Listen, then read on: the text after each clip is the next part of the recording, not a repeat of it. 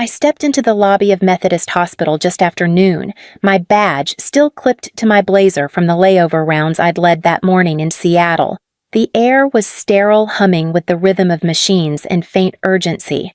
I didn't tell anyone I was coming.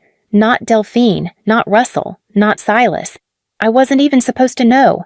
Rachel, a friend from med school, called me after seeing Silas's name come through the ICU roster. He coded twice, she said. Stabilized now, but you should know. Know what I'd wondered, that my family still didn't see me as family. I walked to the nurse's desk, gave Silas's name, and waited.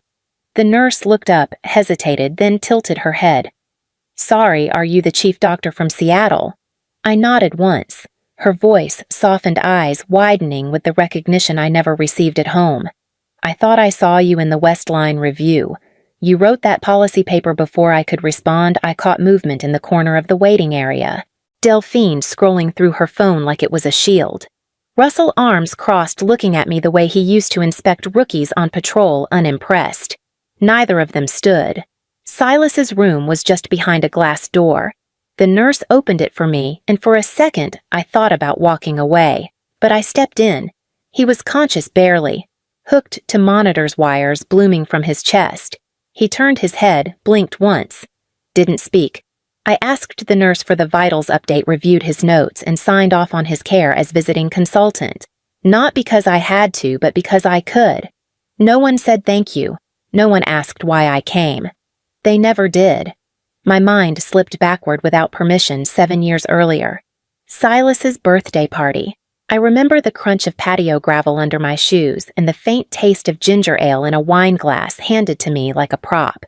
The house was crowded, aunts in pastel suits, cousins passing babies, everyone too loud, too close. My chair was by the window, half sun, half shadow. I wasn't in any of the framed photos that lined the table. I checked. Dad stood for a toast, crisp button-down, tucked, too tight eyes already shining. To Silas he said, "Our pride and joy. Every family's got one."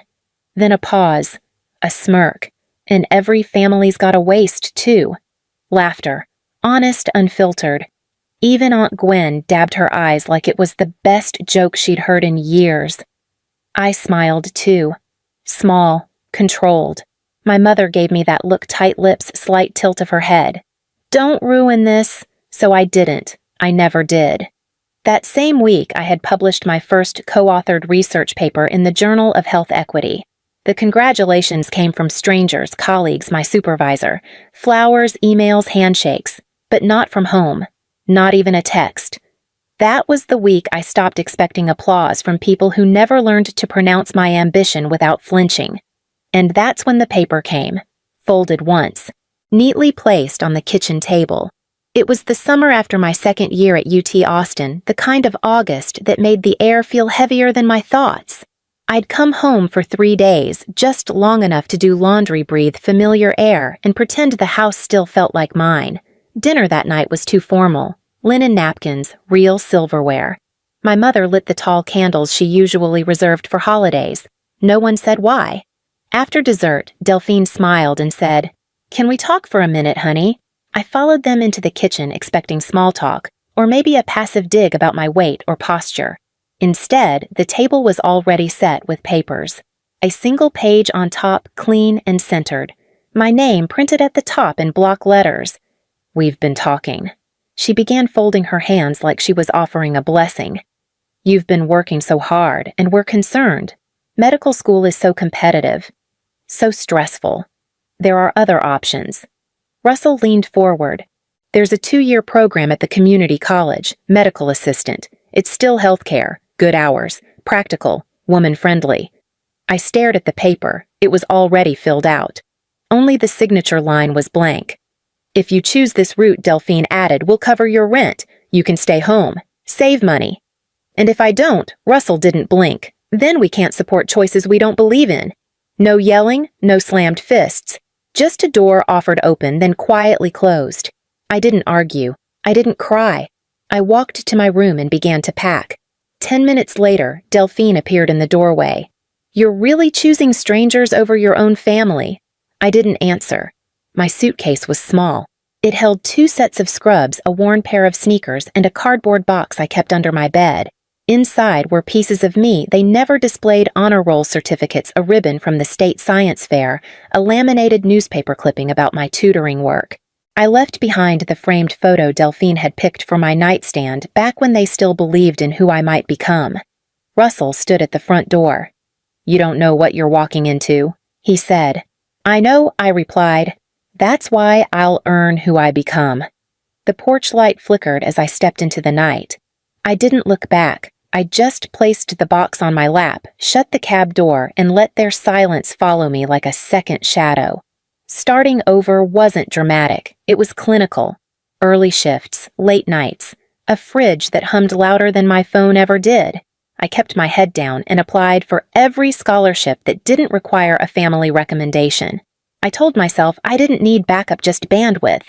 There was one I'd pinned all my hopes to: the Whitaker grant. Only 2 spots nationwide. I spent weeks on the essay Health Literacy in Underserved Communities case studies proposed impact. My advisor called it quiet brilliance.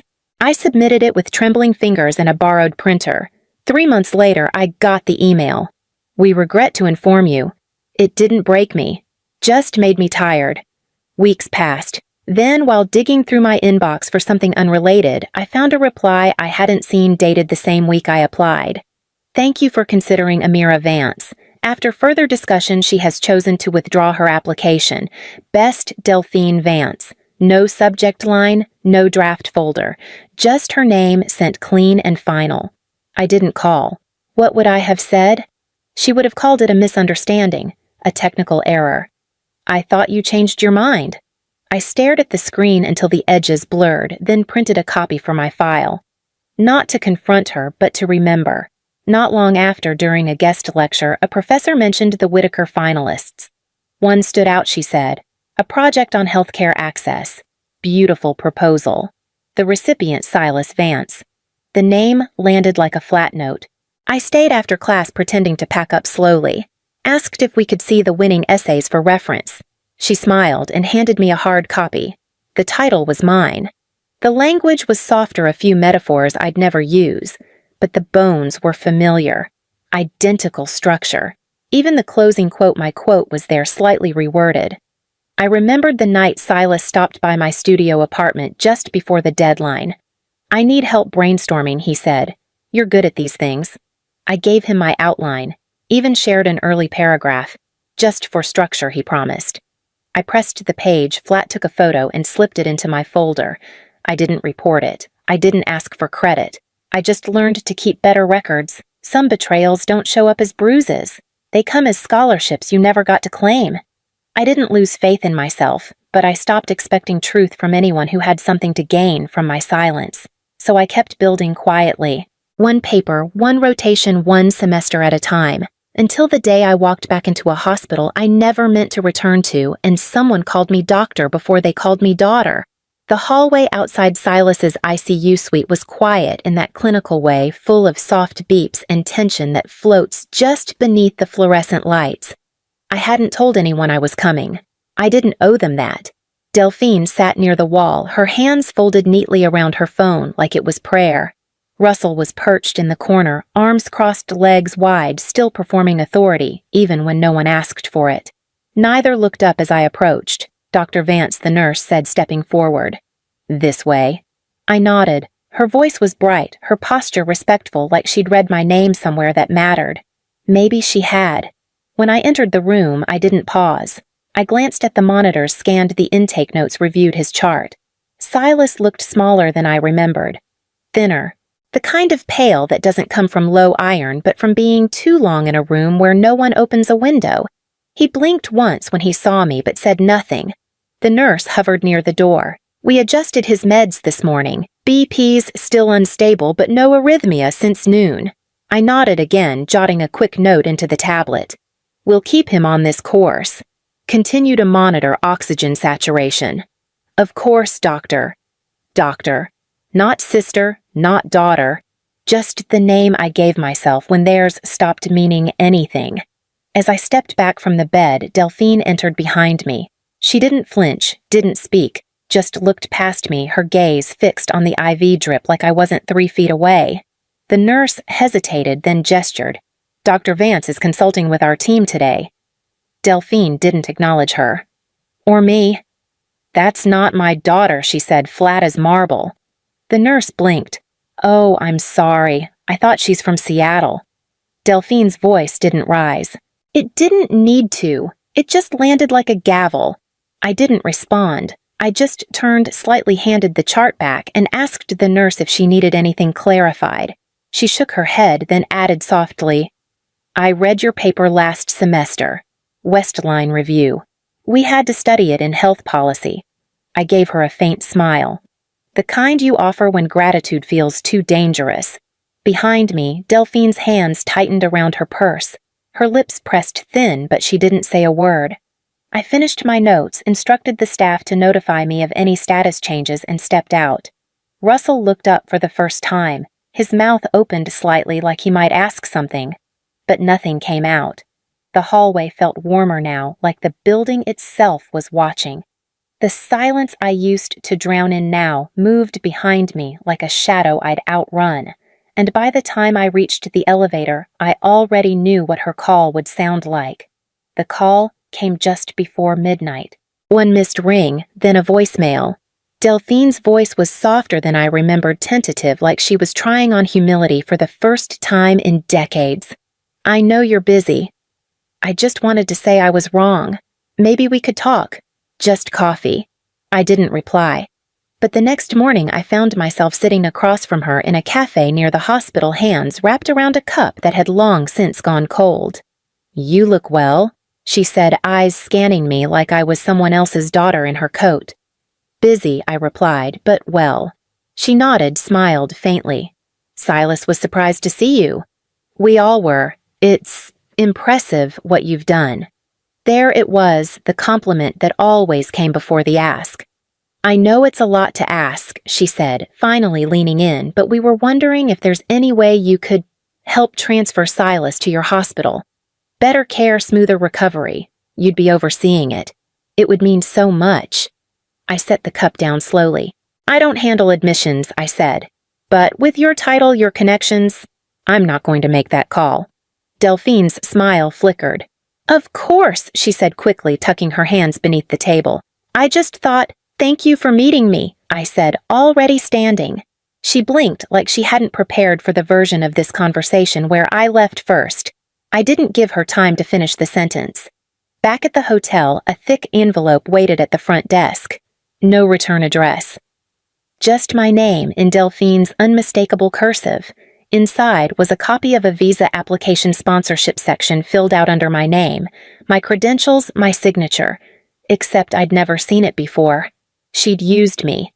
Again, I didn't call. I didn't text. I simply typed a response to the issuing office. "I do not consent. I was not consulted." I signed it as Dr. Amira Vance, printed 2 copies and placed one in my witness file. There would be no confrontation, no dramatic fallout, just a line she wouldn't cross again, and a silence she could no longer weaponize. The invitation came through a colleague, a small private dinner for women in medicine, no microphones, no panels, just stories and soup. I almost declined. Applause still made me itch. But this wasn't public. It felt safe. Close. So I went. The restaurant was tucked into a converted house off Capitol Hill. Low ceilings, warm lighting, quiet chatter between women in scrubs and soft sweaters. I hung my coat and took a seat at the far end of the table.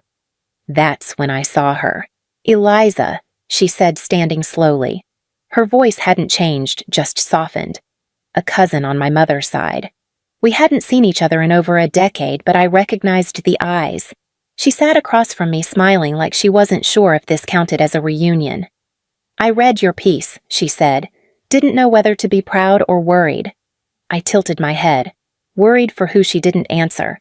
Not right away. We talked about the easy things, Seattle Weather Hospital hours, her daughter's art classes. Then, between the salad and dessert, her tone shifted. "You know," she said gently, "I always knew you were different. Not difficult. Just too strong for them." I didn't respond. They never wanted to admit it, she continued. But you scared them, not in a bad way. Just, you moved things, and they liked things still. She stirred her tea.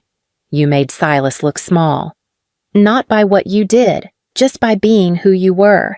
And they never thought you'd fight back. They didn't think you had it in you. It landed harder than anything Delphine had ever said to my face. I nodded once. Eliza didn't offer an apology. She didn't need to. What she gave me was rarer truth without spin, without performance. Later, I walked home alone through streets slick with late rain. Her words echoed against the sidewalk. You scared them. I turned the phrase over in my head until it lost its edges. It wasn't an insult. It was an answer. And by the time I reached my door, I no longer needed to be sorry for taking up space they were never willing to share. I almost didn't say yes to the summit.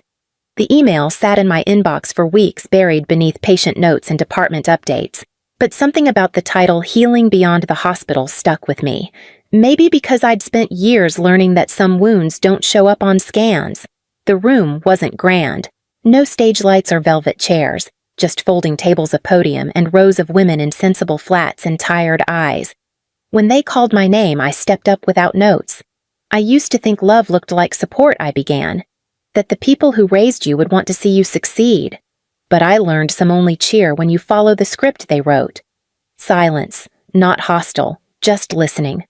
When you grow beyond their expectations, when you build something without their permission, it's not always met with pride. Sometimes it's met with fear. I paused. But survival is a kind of success too. I stopped asking to be invited to the table when I realized I could build my own. Applause rose slowly, like people were giving themselves permission to feel it. I left through the side exit. No business cards, no photos, just the quiet satisfaction of telling the truth without asking anyone to believe it. 2 days later, the blog post went live. No headshot, no backstory. Just the headline, When Family Doesn't Show Up, She Builds Her Own Seat. I didn't share it, but my name found its way into the comments. Not as someone's daughter, as someone who made her own name matter. She caught me near the coffee cart at the back of the conference hall, clutching her notebook like it might float away. I know this is strange, she said, cheeks flushed, but your article? It felt like my story. I smiled, not the kind I'd worn for years out of politeness, but something real. Then write yours, I told her, louder than I did. She nodded slowly like she was tucking the sentence into her coat pocket for later. That night back home, I pulled out an old journal from the bottom drawer of my desk. The leather was cracked, the corners curled. I hadn't touched it in years. I flipped past the first few entries, the ones written in dorm rooms and on buses between exams and tears, pages full of questions of wondering when they'd see me, if I'd ever earn my way back into a story they seemed so determined to write without me. I turned to a blank page, not to prove anything, just to remember. The pen moved slower than it used to, but the words felt steady. I said my name first, not to them, to myself. The phone rang. Unknown number. Local area code. I let it ring once, then twice. On the third, I answered. Delphine's voice came through soft and wavering. I know things weren't easy.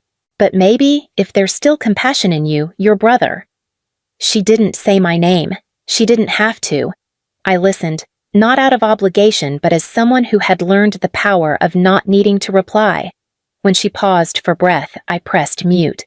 Then I returned to the page and wrote the line I needed to see. The leaves had started turning near Volunteer Park, that slow golden fade that made the sidewalks look softer. I passed a family posing beneath a canopy of red maples, laughter camera clicks, jackets being zipped, names being called.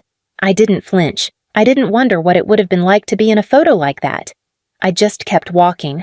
Back home, I slipped off my shoes, made tea I didn't drink, and opened the drawer in my hallway cabinet. Inside was the nameplate I had made the week I became Chief Simple Brushed Steel Clean Lettering. Dr. Amira Vance. I ran my fingers across the engraving, the weight of it both heavier and lighter than I remembered. They never sent flowers, never clapped from the front row, never even said the title. But I did. And it turns out, I was the only one who ever needed to. I closed the drawer gently, not to hide it, but to keep it. Then I stood in the stillness, let it fill the corners of the room. They never said my name until everyone else did. And now I say it loud enough for myself.